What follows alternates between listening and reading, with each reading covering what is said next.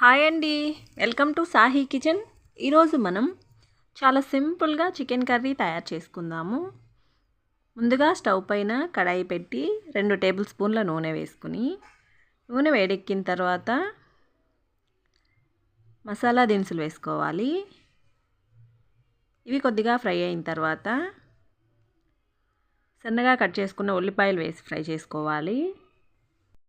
ఉల్లిపాయలు ఫ్రై అయ్యేలోపు ఒక చిన్న రిక్వెస్ట్ అండి, మన ఛానల్ని ఎవరైనా కొత్తగా చూస్తుంటే ప్లీజ్ ఛానల్కి సబ్స్క్రైబ్ చేసుకోండి. అలాగే వీడియోని లైక్ చేసి చూడండి. మీరు లైక్ చేసి వీడియోని చూడడం వల్ల ఈ వీడియో ఎక్కువ మందికి చేరుతుంది, కాబట్టి ప్లీజ్ లైక్ చేయండి. ఉల్లిపాయలు బాగా ఫ్రై అయిన తర్వాత 1 టేబుల్ స్పూన్ అల్లం వెల్లుల్లి పేస్ట్ వేసుకుని పచ్చివాసన పోయేంత వరకు ఫ్రై చేసుకుందాము.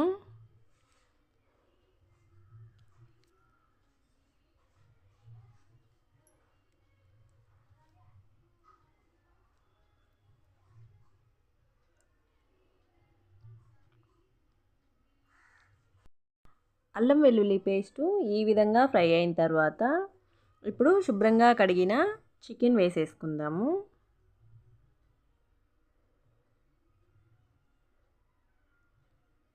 చికెన్ వేసిన తర్వాత రుచికి సరిపడా ఉప్పు, కొద్దిగా పసుపు, అలాగే కారం కూడా వేసి ఒకసారి బాగా కలిపేసుకోవాలి.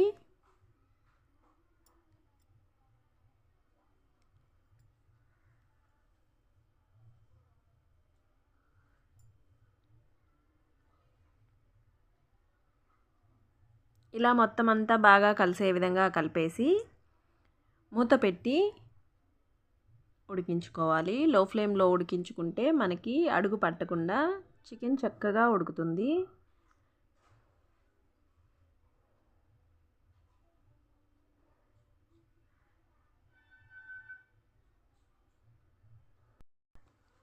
ఇలానే లో ఫ్లేమ్లో ఉడికించుకుంటూ మధ్య మధ్యలో కలుపుకుంటూ ఉండాలి. మనకి చికెన్ ఉడికేటప్పుడు అందులో నుంచి వాటర్ వస్తుంది కదా, ఆ వాటర్ మొత్తం ఇంకిపోయి ఇలా ఆయిల్ పైకి తేలేంత వరకు ఉడికించుకోవాలి.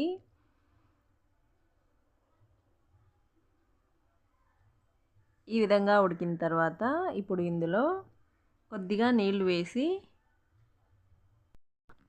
ఒకసారి మొత్తం అంతా బాగా కలిపేసుకొని ఉప్పు సరిపోయిందో లేదో చూసుకొని, తక్కువైతే వేసుకోండి. ఇప్పుడు మూత పెట్టి ఇది మొత్తం దగ్గర పడేంత వరకు ఉడికించుకుంటే మనకి చికెన్ కర్రీ రెడీ అయిపోతుంది.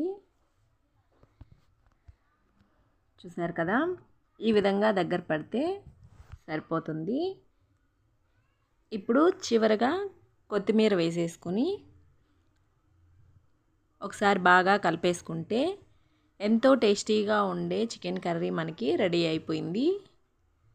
చాలా చాలా టేస్టీగా ఉంటుంది. ఇక్కడ మనం ఎక్కువ మసాలాలు ఏమీ వాడకుండా చాలా సింపుల్గా చికెన్ కర్రీ చేసాము.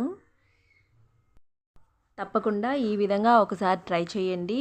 ఎలా వచ్చిందో కామెంట్లో చెప్పండి. ఈ వీడియో మీకు నచ్చినట్లయితే ప్లీజ్ వీడియోని లైక్ చేయండి, షేర్ చేయండి, సబ్స్క్రైబ్ చేయడం మాత్రం మర్చిపోకండి.